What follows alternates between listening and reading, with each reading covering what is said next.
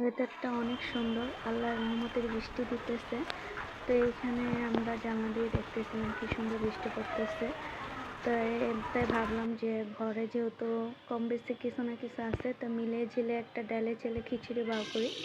তো এখানে কিছু বস্তু দিয়ে আমি একটা লাবড়া টাইপের মানে পান্না টাইপের খিচুড়ি তৈরি করব। আমার ছেলেরা খুব পছন্দ করে মানে এরকম পান্না টাইপের খিচুড়ি। তো ওদের জন্য এরকম একটা খিচুড়ি তৈরি করতেছি। তো আজকে বৃহস্পতিবার, জিলহজ মাস, তাই আমি রোজা রাখছিলাম।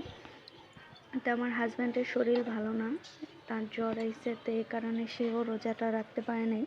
আর নয় সে আর আমি একসাথেই রোজা রাখি। তাই যাই হোক, এখানে আমার খিচুড়ি অলরেডি হয়ে গেছে। তো এখানে আমি বাটতেছিলাম। তো এখানে বেড়ে টেড়ে দেব। খিচুড়িটা কেমন হয়েছে জানি না, যেহেতু আমি মানে ইফতারি শেষ করে তারপর খাইছি, সেহেতু আমার কাছে মানে কেমন হয়েছে সেটা আর কি বলবো, নিজের প্রশংসা করা ভালো না। তাই যাই হোক, যখন আমি তাদের দিয়েছি তারা তখন খেয়েছে, অনেক ভালো হয়েছে বলছে। তাই এইখানে আমি যখন বাড়তেছিলাম, এত গরম মানে একটা ধোঁয়া বেরোতেছিল, খিচুড়ি সহজে জুড়ায় না। আর বৃষ্টি বাইরে আসলে সবাই ঘরোয়াভাবে খিচুড়ি খেতে চায়। তো এখানে আমি যখন তাকে দিছি, তিনি আলু গনতেছে, আমি নাকি তাকে বেশি আলু দিছি, তাকে বলে আমি বুঝতেই দিইনি।